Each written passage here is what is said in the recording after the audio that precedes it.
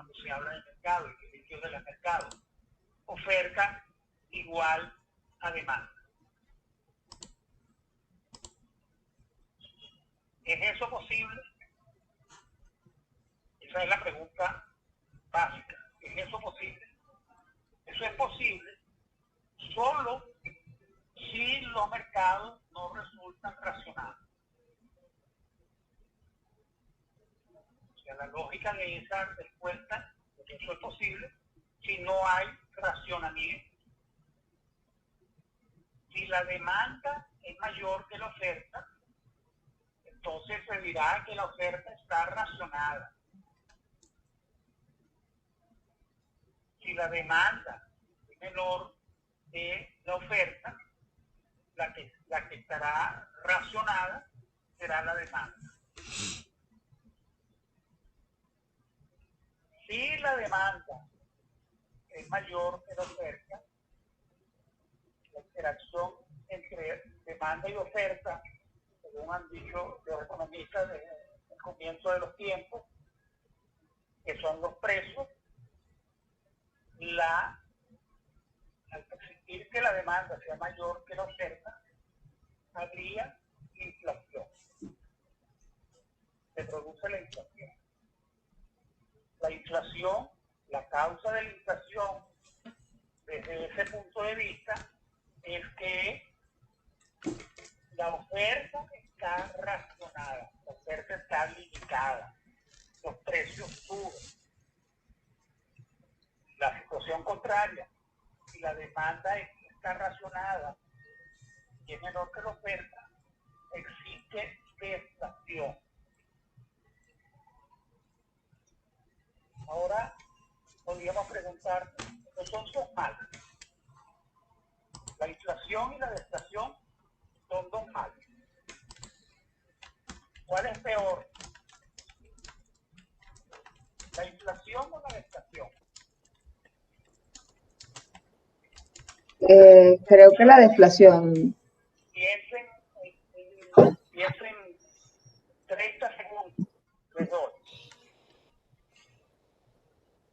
Y de ahí y computa la respuesta, cómo se distribuye esa respuesta entre nuestros asistentes. Iliana nos dijo que la deflación.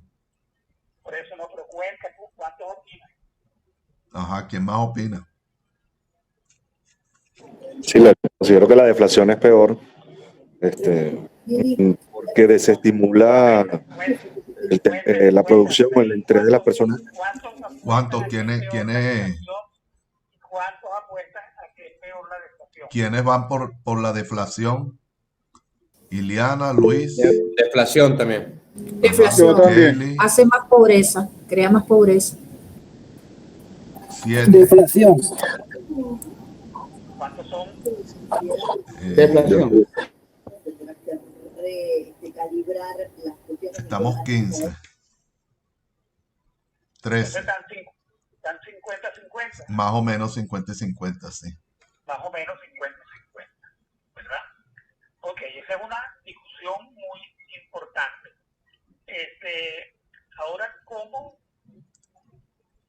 Ahora vamos a intentar dar la respuesta examinar la respuesta que se tiene casi por intuición, pues, ¿no?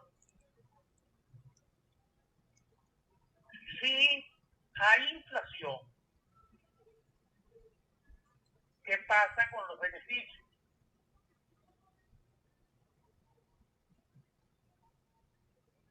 ¿Qué es lo que reciben los empresarios?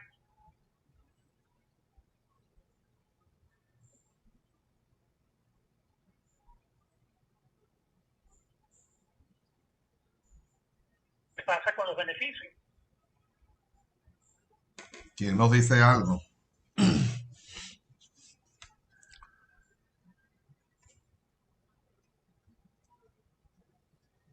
Disminuyen.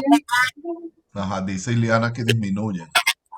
Disminuyen porque el poder adquisitivo de las personas que son los que adquieren, pues efectivamente disminuye. Pero dímelo tú, Israel. Que disminuyen. Disminuyen esos beneficios. No. Si los precios suben, Si los precios suben, los empresarios deberían generar más ingresos, ¿no? Ajá, dice Belkis que debería generar más ingresos entonces, Los empresarios, los empresarios, claro. sí. Por eso, Porque, los beneficios. claro, aumentan sus Sí. beneficios, digo yo. Claro, los precios suben y sube el beneficio. Y suben los beneficios. Que Claro, creo que aquí en Venezuela pero estamos disminuye viendo el eso. poder adquisitivo y por lo tanto menos compra de bienes y servicios. Bueno, sí, pero aquí en Venezuela hay inflación. ¿Quiénes están generando ingresos? Los empresarios. Entre paréntesis. Respondan la pregunta pasito por pasito. No den 3 o 4 pasos a la vez. Yo creo que si el precio sube, en el fondo hay inflación y los costos de los empresarios se mantienen constantes, la utilidad tiene que aumentarle sí o sí. Por Dios, no me están oyendo. ¿Qué es el análisis? El análisis es revisar los procesos paso a paso. ¿Verdad? No respondan todo de una vez todas las consecuencias. Porque si no, no nos vamos a entender. ¿Verdad? Esa discusión que tiene montones de años solo se aclara si estudiamos el asunto con análisis, paso a paso. Yo oigo a alguien hablando por allí. ¿Estamos claros? Entonces, como la inflación, el beneficio sube, entonces pareciera que, por favor, Ibrahim, dile que se calle en la boca. No, pero ellos no están hablando. Yo oigo cosas aquí. No. Ok. Entonces debe ser... Es otra cosa, porque ellos están aquí calladitos, atentos, pero callados. Ok. Bueno, entonces, como suben los beneficios, y al subir los beneficios, el futuro se ve entonces, para aquellos que le han subido los beneficios, el futuro se ve favorable, ¿verdad? Entonces, cuando se mira hacia el futuro, no hacia el pasado, que es lo que se ha examinado, se ve favorable. Entonces, parece que la corrección es fácil, inclusive automática.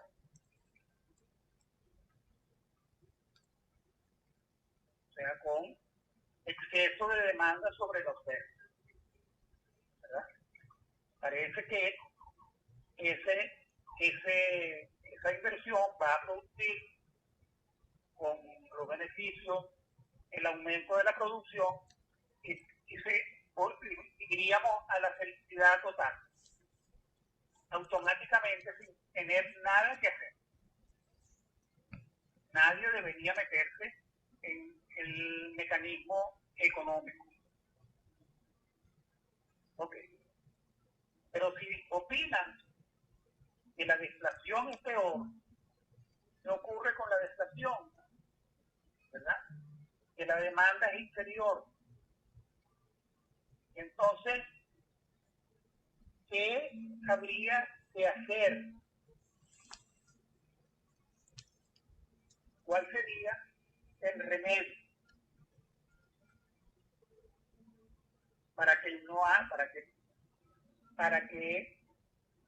no haya deflación?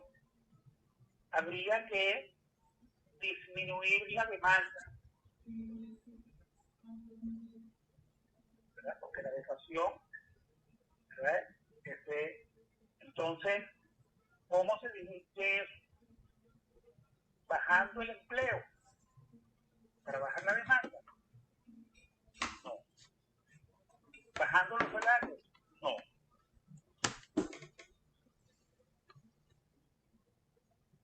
Entonces, pareciera ser que la deflación es una circunstancia peor que la inflación.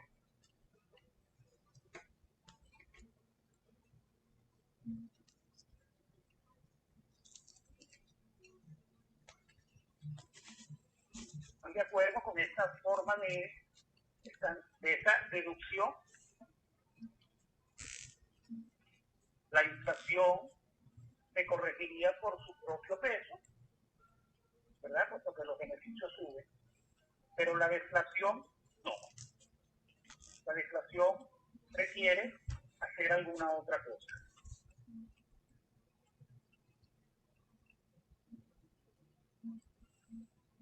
Tienen esa primera aproximación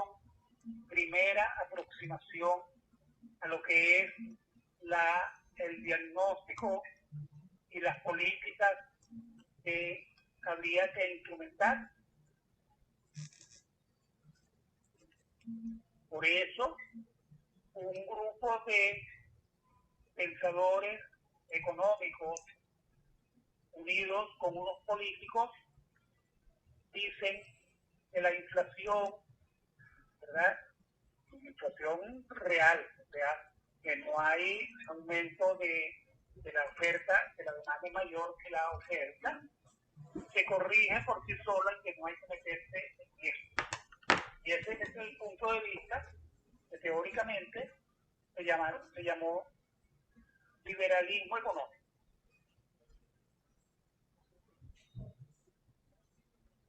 Por el otro lado, si hay deflación, cuando hay deflación, cuando la oferta es mayor que la demanda, ¿cómo bajar esa oferta excedente? Bajando los salarios, bajando el empleo. Eso políticamente no resulta viable. Entonces lo que podemos entender como primera aproximación esto es que la deflación es la situación peor que puede tener la economía, reuniendo lo que han dicho los diversos expertos en los filósofos de la economía. ¿Estamos de acuerdo? Ok. Ok. Sí, de acuerdo. Sí. Tenemos esa primera aproximación. Entonces habría que ver cuál es la solución. Y eso, primero vamos a estudiar el elemento de cómo funciona el pensamiento. Entonces vamos a ver cómo es el examen de el pensamiento. Ok, nos vamos a ir entonces al gráfico que tiene cinco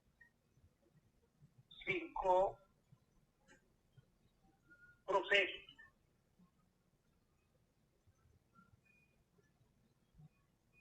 Ubíquense en su gráfico de 5 procesos y copien lo que significa cada uno.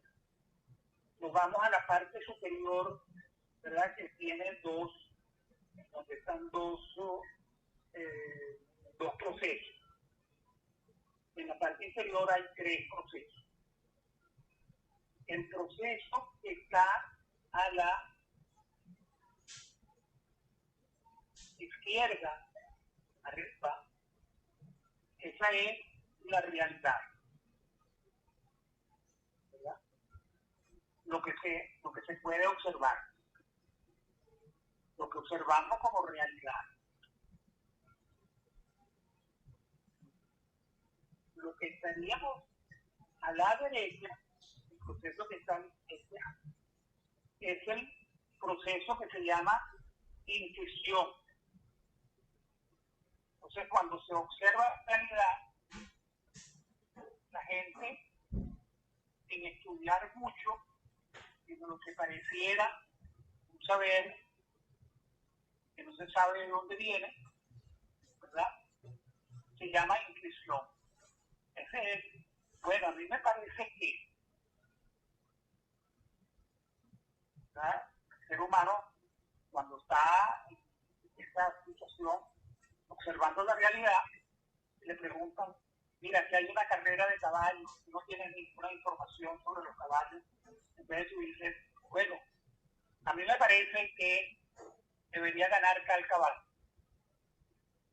O me parece que estamos viendo un concurso de belleza, a mí me parece que debería ganar aquella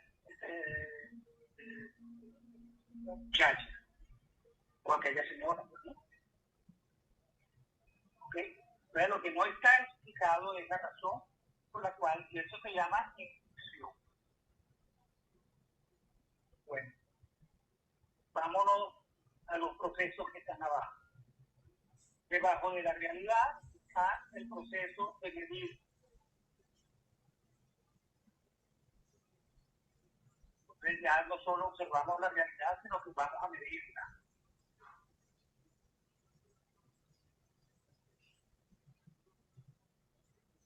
Debajo de, o sea, de las tres procesos que están pintados abajo, graficados abajo, es el de la izquierda, que es medir. El de la derecha es el proceso que vamos a llamar de lógica. La lógica. ¿Qué es la lógica? La lógica es la explicación que nos dice que como una causa y una consecuencia. Si ponemos un objeto sobre la mesa y lo empujamos y el objeto se cae, entonces diremos que la causa lógica de que el cuerpo se caiga es que ha sido empujado. ¿Verdad? Entonces dice uno, antecedente y consecuencia.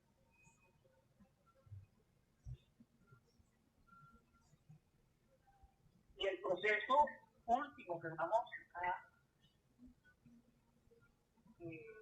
a mencionar, el que cierra la parte inferior, los tres que están en la parte inferior, es percibir.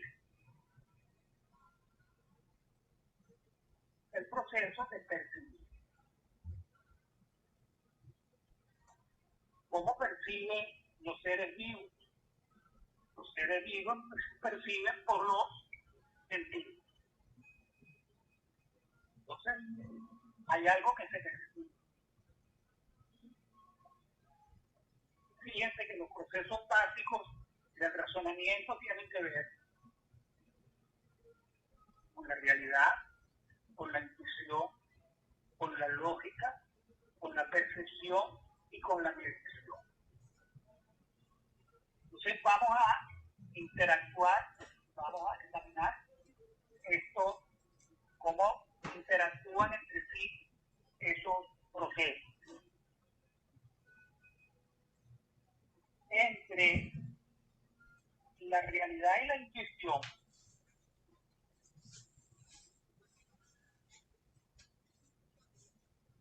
lo que está allí es la imaginación. Eso es lo que dicen los psicólogos y los filósofos. El ser humano tiene la capacidad de imaginar sobre una realidad, de acuerdo con su intuición, puede imaginar cosas.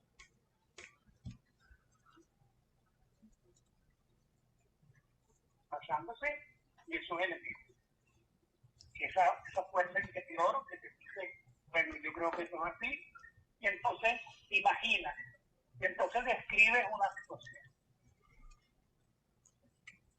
Entonces, tanto el científico como el artista, ¿verdad? Los poetas, los escritores, imaginan. Y a partir de la realidad, de la observación de la realidad, imaginan una historia. Imaginan una secuencia. Eso lo consiguen de manera escrita en los literatos y en los científicos en la presentación de la descripción de cómo se ha construido esa realidad usando la imaginación. Si contrastamos, y ahora examinamos qué hay entre realidad y medir, el proceso de apoyarse sobre la medición y la realidad se llama inducción. Se deducen de los datos. Los datos ya no es solo la realidad, sino que tienen unos datos. Entonces, la historia que se escribe a partir de los datos se llama inducción.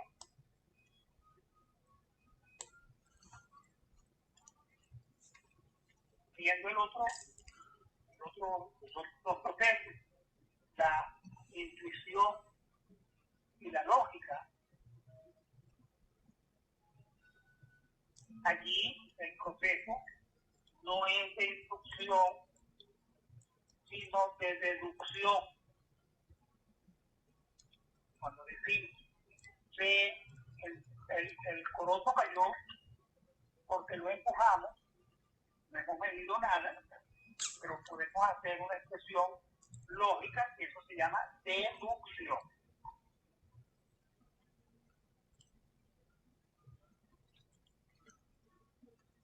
¿Ok? Entonces, ahora vamos a la interacción que existe entre percibir y lógica.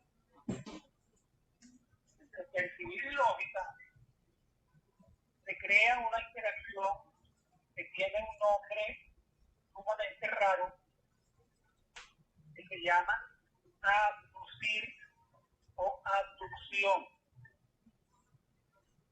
que no es una deducción.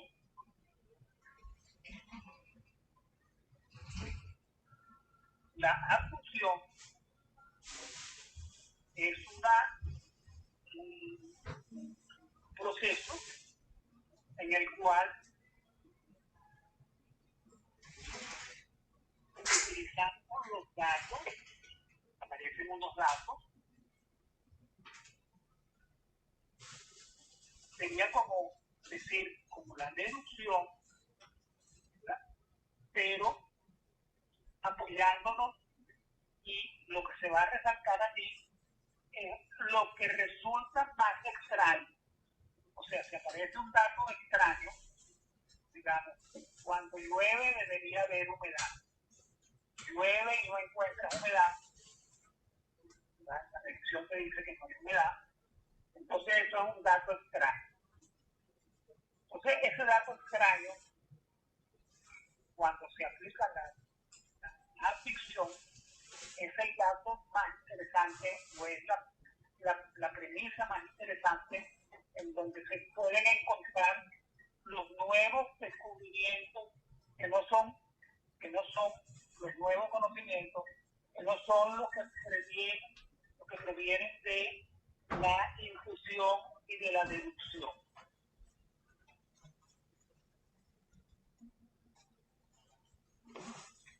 Aquí les voy a dar la referencia. Eso se descubrió, o eso se inventó por allí alrededor del siglo XIX, a finales del siglo XVIII, a finales del siglo XVIII. Y eso lo hizo un filósofo que se llama, el nombre escrito sería Pierre, P-I-E-R-C-E,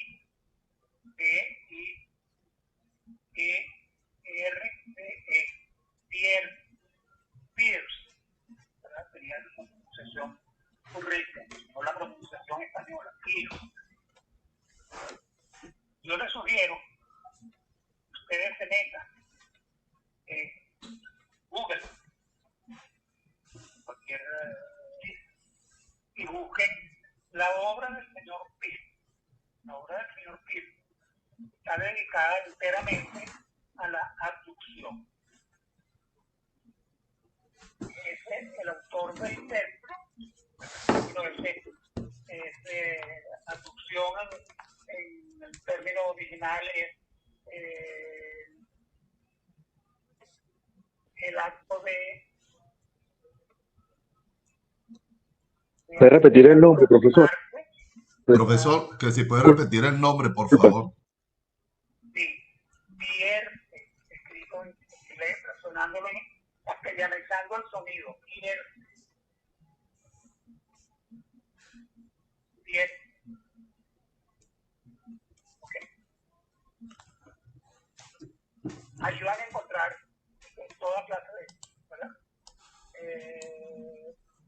Y dice Pierre, no Pierre, dice que ese es allí en donde, buscando, haciendo la abducción, se van a encontrar nuevos conocimientos. Y esos nuevos conocimientos, entonces, van a estar asociados a datos extraños. Entonces, imagínense la importancia de eso. Vamos a explicar algo. Vamos a explicar cualquier problema y, por ejemplo, si pasamos de la explicación de Aristóteles a la explicación de Galileo, Aristóteles decía, ¿por qué caen los cuerpos? Los cuerpos caen según que sean pesados. Entonces hay cuerpos pesados y livianos. Y Galileo buscó otra explicación. Los cuerpos no caen porque sean pesados o livianos. Los cuerpos pesados y livianos, ¿verdad? Desechando la opinión de Aristóteles, los cuerpos caen todos igual, a la misma velocidad, si no existiese el aire. Si no existiese un elemento que se llama roce. En el caso de la caída de los cuerpos físicos, ¿verdad? Es el roce. Entonces, esa es una explicación novedosísima, ¿verdad? Entre Aristóteles, ¿cuánta gente no creyó en el planeta las explicaciones que daba Aristóteles? ¿Verdad? Siglos. Desde el siglo V a.C. hasta el siglo XIX, pues 18.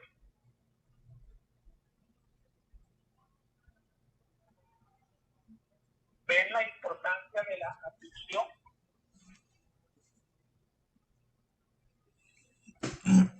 Sí. Ok. Entonces vamos a irnos ahora. Ya vimos las interacciones duales. Vamos a irnos a examinar qué es lo que se ha representado dentro de las interacciones triples.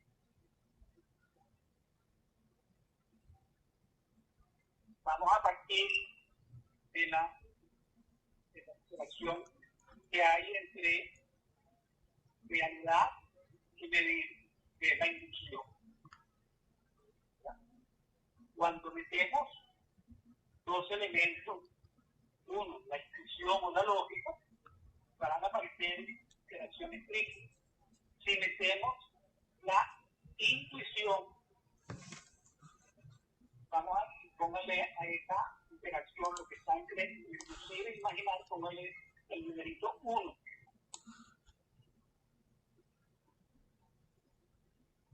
Numerito 2, el que está a su derecha, que está entre imaginar y deducir. Numerito 3 está entre deducir y abducir.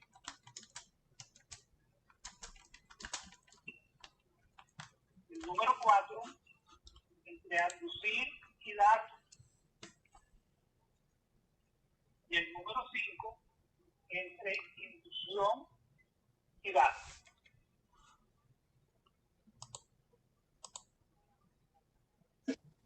Profesor, disculpe, si lo puede escribir o lo puede repetir, porque como se escucha lejos, no se copia completamente lo que está diciendo. Sí, claro. Vamos a ver la interacción triple. La interacción triple es una interacción de 3 procesos. Vamos a tomar los procesos básicos, los que están relacionados con la inducción, con la realidad y con el medio. Y a eso le vamos a añadir un tercer círculo. El tercer círculo que le vamos a añadir, como aparece en el dibujo, es la intuición. Entonces, estamos diciendo que al añadir, si lo vemos desde el punto de vista de la intuición, ¿verdad?, nos van a aparecer con interacción triple, que son la base de lo que está allí como imaginación,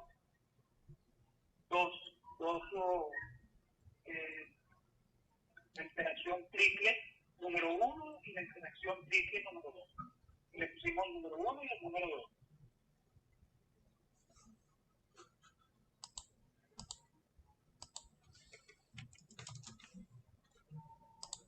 ¿Está claro?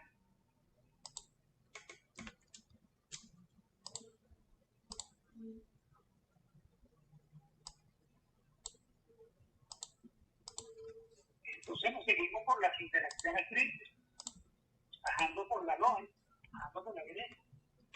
Teníamos, subiendo desde medida hasta la realidad, 1, 2, la interacción triple que aparece, entonces la número 3. Que está entre deducir y aducción. Y entre deducción y datos está el número 4. Y entre datos e inducción está el número 5.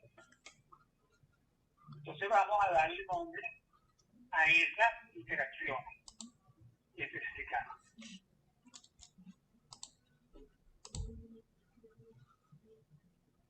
Ok. Entonces, ¿qué tenemos en la interacción número 1, la triple número 1? Que mezcla medir, realidad e intuición. Eso lo vamos a llamar hipótesis a partir de ello. En realidad nos muestra una cosa, la intuición nos dice algo, y como existen unos datos, hemos probado, ¿verdad?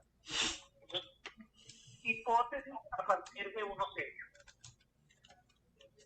En la carrera de caballos, en los hipódromos imaginarios, podemos decir, de acuerdo con la experiencia, que estos caballos que tienen estas determinadas características son los que ganan. Estamos partiendo de eso. Entonces, hipótesis a partir de hechos. Si no existe la medición, no existe el dato, como es el caso de la interacción que aparece en el número 2, estamos tomando lo que se afirma como una premisa, pero a partir de, con énfasis en la intención.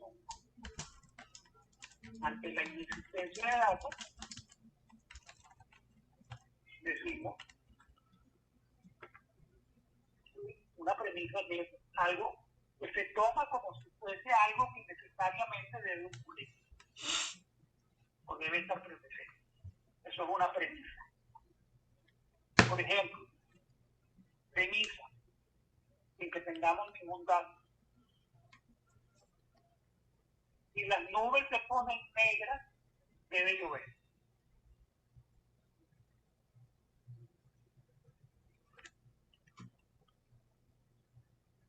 Pero no tenemos ningún dato.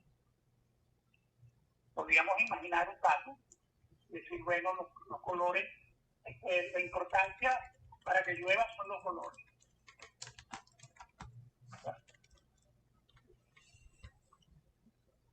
Puede considerarse eso como un elemento absolutamente seguro. No, es una premisa. En el número 1 teníamos una hipótesis a partir de hechos y en el número 2 tenemos premisas.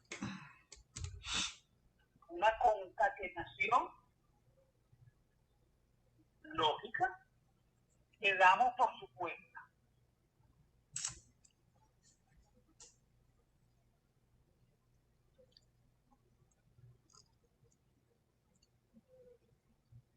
Si a alguien le duele el estómago, ¿por qué será? ¿Por qué podría ser? Bueno, podría ser porque comió mucho. 2, porque no tuvo oportunidad o tiempo de deshacerse del contenido en el estómago. ¿Está claro?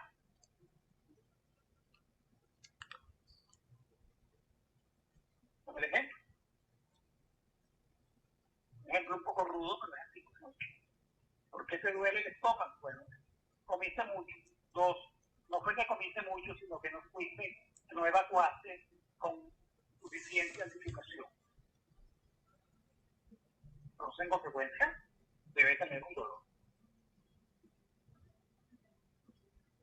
Ok, entonces vamos a ver qué hay en el número 3.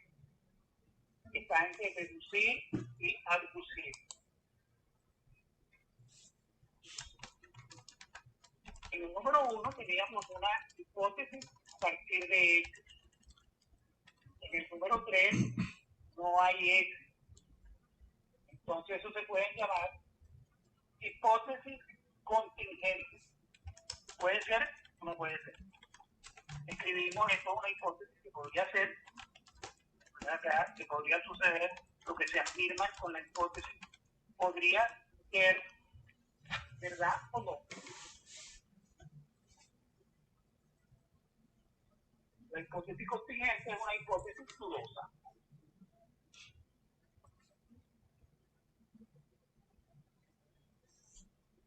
Ok. ¿Qué hay entre número 4? Datos y aducción. Entre datos y aducción deben aparecer los datos extraños. Los datos extraños son los que están relacionados con la intuición. Entonces, llovió y aumentó el calor. Es un dato extraño.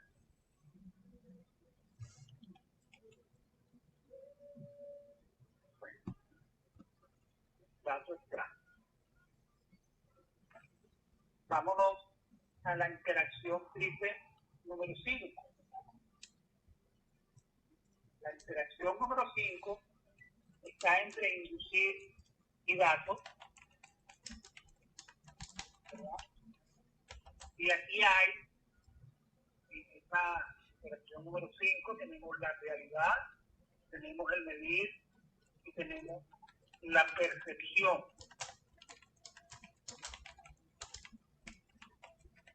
Lo percibimos de alguna manera tanto extraño, vemos eso, ¿verdad? Pero ni siquiera es una intuición, bueno, porque no está tocado por la intuición.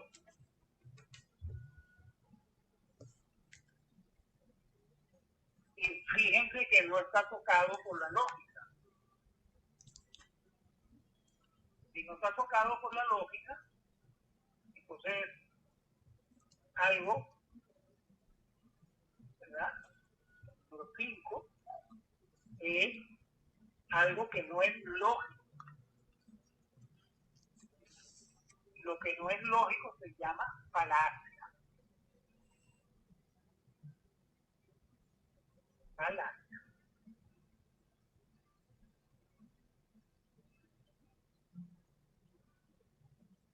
Entonces, por ejemplo, para los creyentes en una religión es terreno religioso, entonces hay alguien que es capaz de hacer todo en las religiones, se llama Dios. Entonces, eso es para los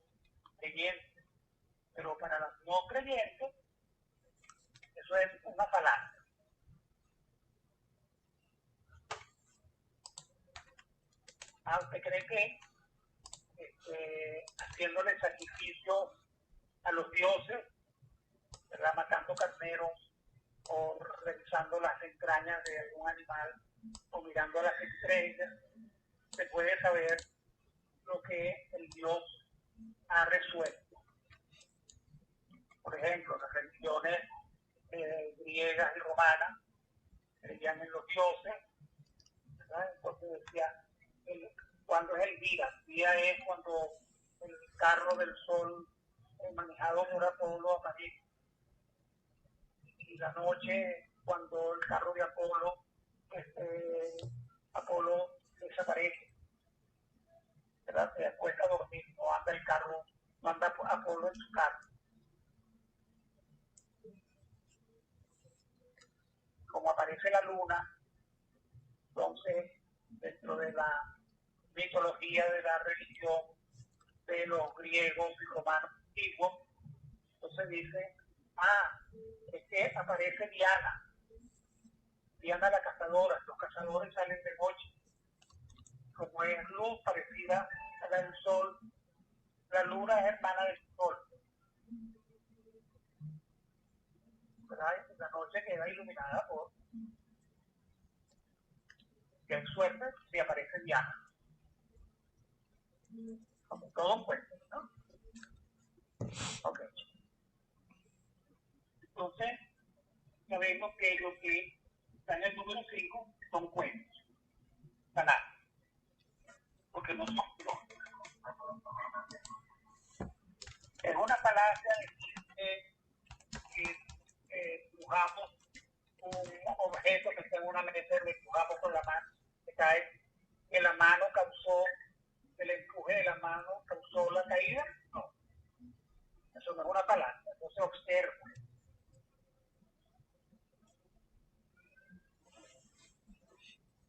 Pero sí puede ser una falacia, o es una falacia, el que el sol está montado en un carro que maneja un dios particular que se llama Apolo. Ok. Entonces le hemos dado vuelta a nuestras interacciones triples, las falacias.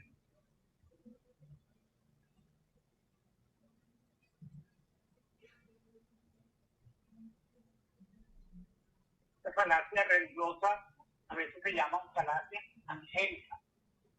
Así que está creyendo en los ángeles. Es una falacia angelical. Bueno, entre el número 1 y el número 5, subiendo, que siempre estamos dándole vuelta a estas interacciones, como se maneja, como anda en la manecilla del reloj, de la derecha hacia la izquierda, ¿verdad? Entonces, la que está arriba, la interacción que sigue moviéndonos hacia la derecha, hasta la número 6. En el norte total, la interacción cuádruple es la número 7, la que baja por la derecha es la 8, tenemos la 9, ya está bajando, y tenemos la 10, ¿verdad? La 10 está entre el 5 y el 4, el 6 está entre el 1 y el 5, el 7 entre el 1 y el 2, el 8 entre el 2 y el 3, entre el 3 y el 4 y el 9, y entre el 4 y el 5 está el 10. En nuestro libro.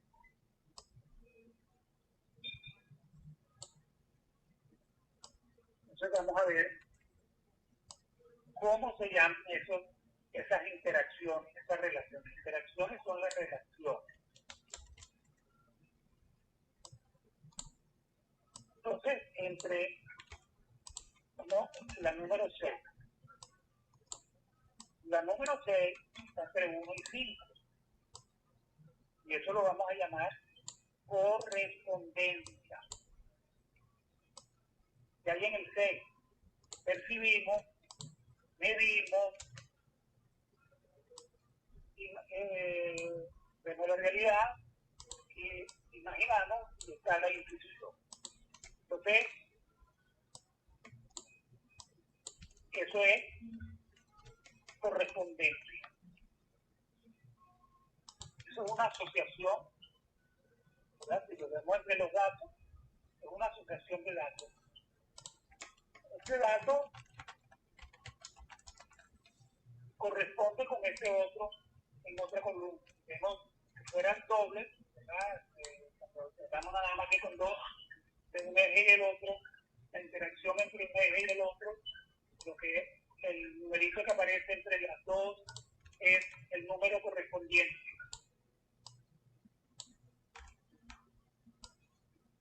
Entonces eso se llama correspondencia.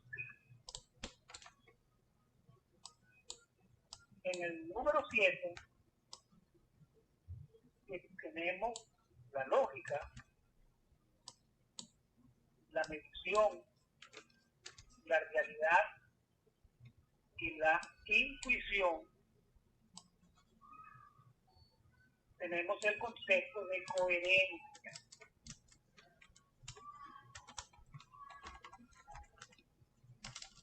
¿Verdad? Tenemos un dato que, visto desde el punto de vista de la lógica, de la causa y efecto, es coherente. No es una simple correspondencia, es coherente.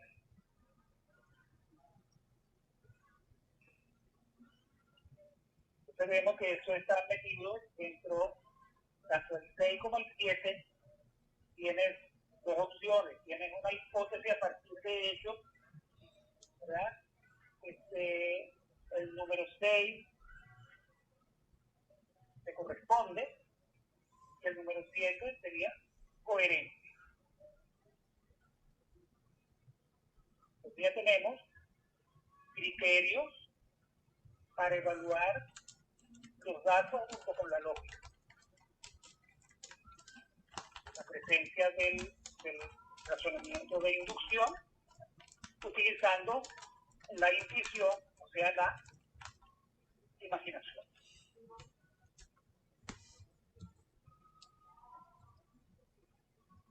Pero no es lo mismo correspondencia, simple correspondencia, o sea, lo que podríamos llamar una coincidencia. Llovió y se puso, salió la luna. ¿Podemos decir que porque llovió apareció la luna? No. En ese momento, ese proceso puede ocurrir, o sea, puede presentarse ese hecho. Pero según la lógica, no. Porque la lógica tiene que seguir a una causa, sigue una consecuencia.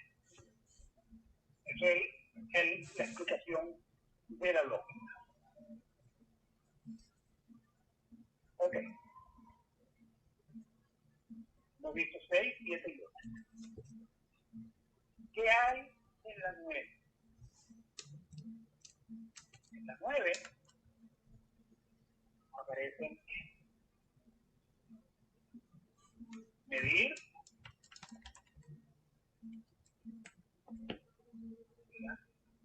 no es cada realidad,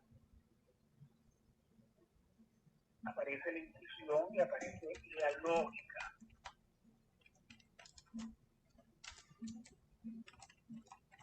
Perdón, no dije lo de la 8.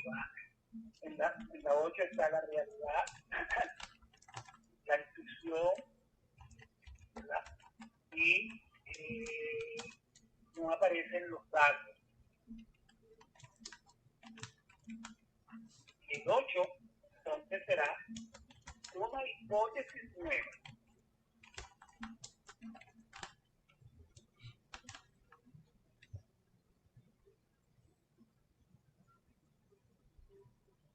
A partir de eso, con la intuición teníamos, y con algunos datos teníamos las hipótesis a partir de hechos. Lo que las afirmaciones que podamos hacer en la circunstancia 8 es una hipótesis nueva.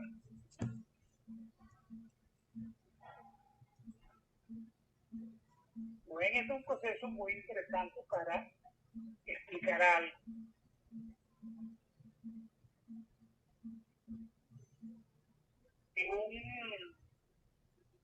Vamos a imaginarnos a Sherlock Holmes, un detective. El detective le dice, miren, por aquí aparecen unas determinadas huellas de alguien, y anoche llovió y hay unas huellas, y las huellas vienen de allá, y que debe ser el fulano que vive en el allá. Pero el señor detective, vamos imaginando a Sherlock Holmes, dice, pero que hay un dato extraño. Aquí hay perros, y los perros no ladran. Entonces yo dudo de que haya venido alguien. Por más que se haya movido un ruido, aparezca una pisada, ¿verdad? Entonces el señor Sherlock Holmes se desprende de la hipótesis a partir de los hechos y apunta una hipótesis nueva. La hipótesis nueva es que fuera que el perro no ladró, el asesino no, o el ladrón no apareció por el lado donde están las huellas. Entonces, si no hay huellas y llovió, el ladrón o asesino debió entrar por el aire volando, por ejemplo, atado a una cuerda. Entonces lo que tengo que buscar fue de dónde puede haber partido una cuerda. De la casa que es la que está a varios metros de distancia, cuyas huellas no aparecen, ¿verdad? Entonces, eso es una hipótesis nueva y un descubrimiento.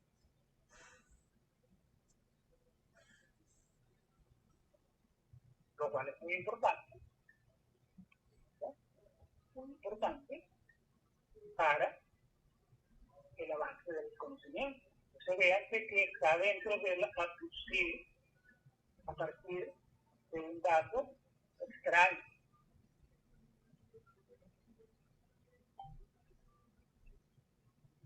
Ok. La interacción 9 no tiene contacto con la realidad no está allí. Entonces es un error táctico. Y como teníamos una clase que no tenía lógica, y aparece un dato que no está, ¿verdad? Que no tiene lógica, ese dato corresponde a un error táctico.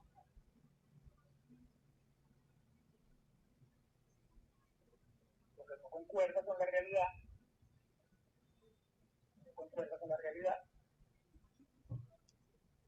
sería un error táctico asumir que el ladrón vino siguiendo las huellas por donde venían caminando las que aparecen en el mapa. Todo producto del pensamiento en el cual los perros no ladraron.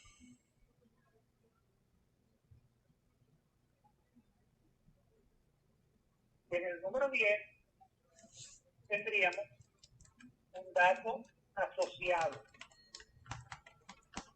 Ok, ese no es un dato principal, pero es un dato asociado, un dato concomitante. En estos días está lloviendo en la tarde. El que sea a partir de las 12 del mediodía, cuando comienza a llover, la causa que sea que estemos en la tarde es la causa de la lluvia. No. La lluvia es un dato concomitante. Entonces, en el centro, ¿verdad? Ponemos el número 11, tendríamos el conocimiento creativo. Y eso es el conocimiento científico. Es un conocimiento en el cual ha contribuido el ser humano a partir de una hipótesis nueva, ¿verdad? Por eso se le pide a los que están estudiando doctorado que hagan una hipótesis nueva, que corrija lo que han dicho todos los demás en el pasado. Y eso proviene de una manera de encontrarlo, nos dice el señor Peirce, usando la aducción, es buscando la explicación que no aparece directamente de la deducción, pero que está ligada con la aducción. No es que está desligada de la deducción, opera como la deducción, como la lógica. Hay una causa y una consecuencia, opera como la deducción. Pero el centro no son las premisas, ¿verdad? Porque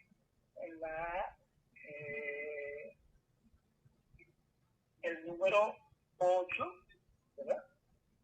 Tiene 2, depende de 2, ¿verdad? Es una hipótesis nueva. Se va a construir todo. Es lo que aparece en una construcción nueva total.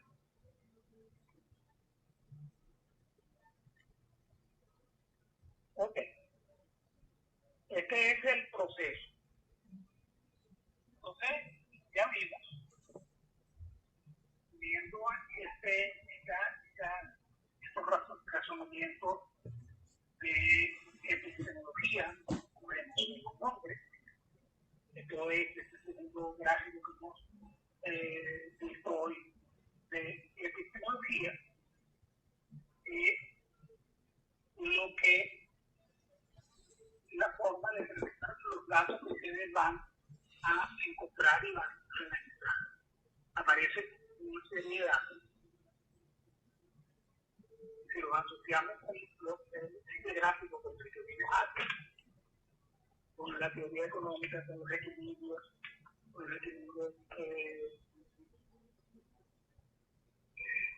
contables y con las consecuencias que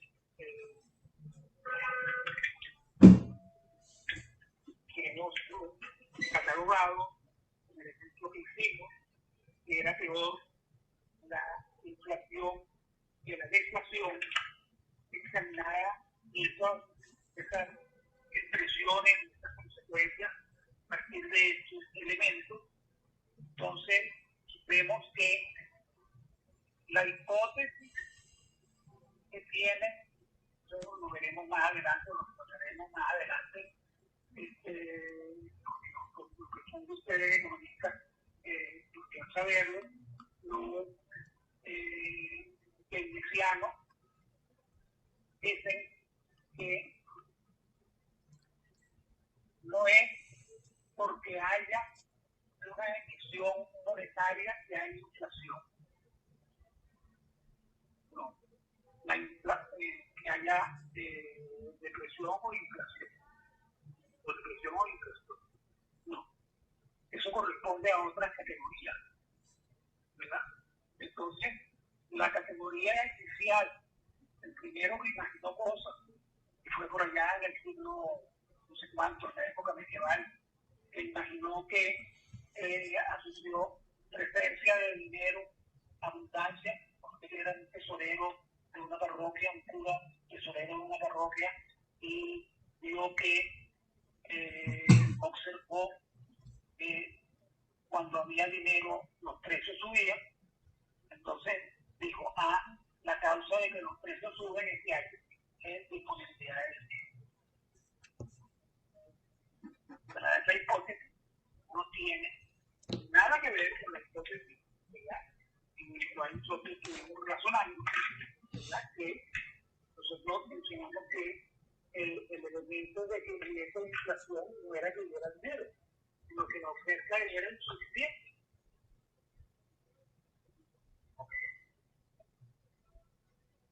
La oferta insuficiente, suben los precios. Los precios no suben porque haya dinero, sino porque no hay producción suficiente. Así estamos manejando las dos cosas, los dos instrumentos que vimos hoy, la teoría y el razonamiento. No debe extrañar entonces el pensamiento más nuevo, el pensamiento de los post-keynesistas, ¿verdad? Sea difícil de entender para aquellos que no son educados en teoría y pensamiento económico. Entonces, si tenemos un jefe de Estado en el cual sus economistas están atrasados o no hay ningún economista, y ese toma una decisión, ¿verdad? Esa decisión es posible que sea equivocada, como le decía el banquero suizo al cual Luis XIV le preguntó: ¿qué hago yo ahora? Y el banquero suizo le dice: señor, por favor, no haga nada, deje que operen las fuerzas económicas. Si hay inflación, las fuerzas económicas van a corregir todo eso. Porque como hay inflación, hay más ganancia, en algún momento va a haber inversión, ¿verdad? Es probable que haya inversión, no digamos que es probable, es posible que haya inversión, y el problema se soluciona si usted haga algo.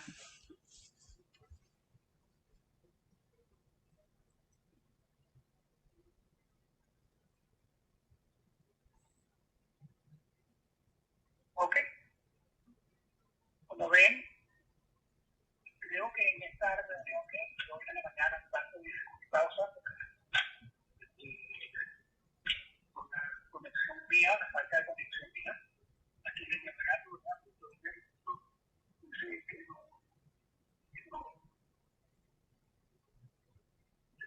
no puedo comunicarme, ¿verdad? Vamos a ver.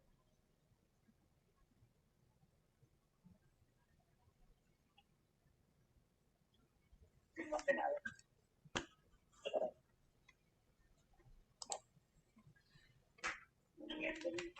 Vamos a ver si aparecimos.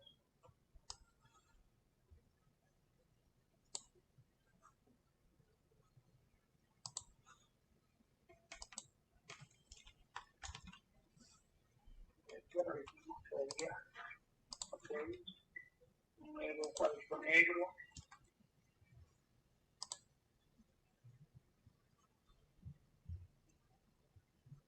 Bueno, todavía está dando vuelta la máquina. No encuentran el eliminar. Pero no encuentran.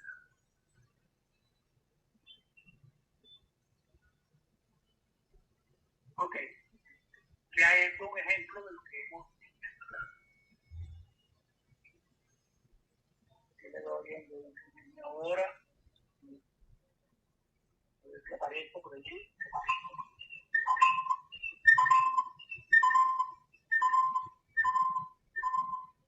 Bueno, ahora sí aparecieron los gráficos. Sí, pero igual sigue sin micrófono.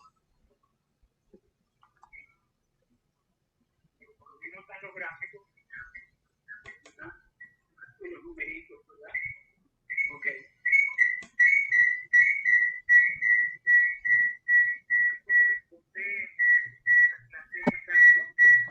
No a esta.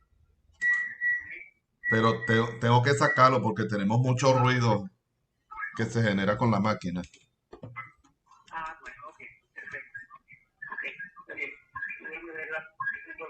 4, que fue el primero. No se escucha nada, profesor. Ah, bueno. Se ve muy mal, Sí, disculpe. no, ya lo saqué de la reunión porque eso genera feedback. Bueno, ok. Entonces ya saben que tienen dos instrumentos. Los instrumentos de la epistemología, con todos estos elementos que hemos visto, y los instrumentos, ¿verdad?, de cómo es que van a buscar los datos, lo que les va a permitir interpretar los datos de manera económica. ¿Ok?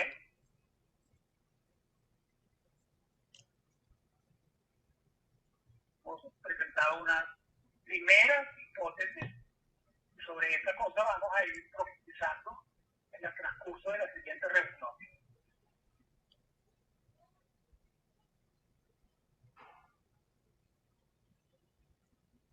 ¿Está claro?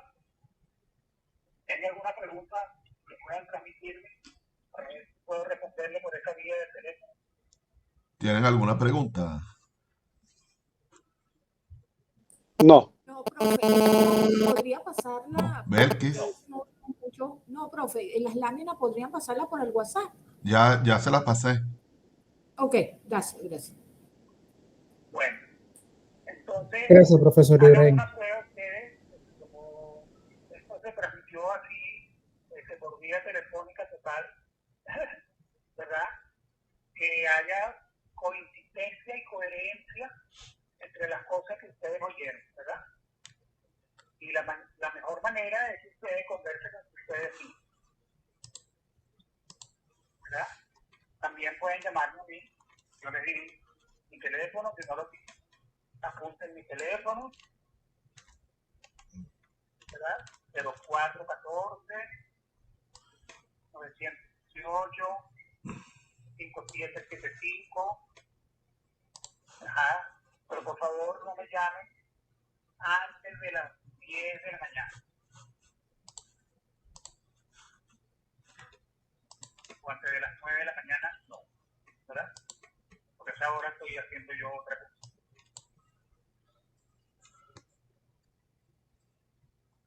Como soy viejito, estoy tratando de quitarme los peores achaques haciendo mi cura de gimnasio.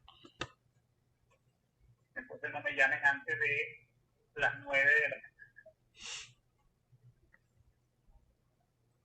Hay la posibilidad, como le dije, se los dije la semana pasada, creo, ¿verdad?, que los sábados podamos reunirnos en la panadería Dori. Ustedes me llaman el viernes antes, y van a ir, recordaremos una reunión, ¿verdad?, para poder movernos todos, bueno, que lleguemos a las 11. Entonces, tendríamos esa posibilidad. La panadería Dori está al lado del Sergio Gama. La calle de enfrente es el parque.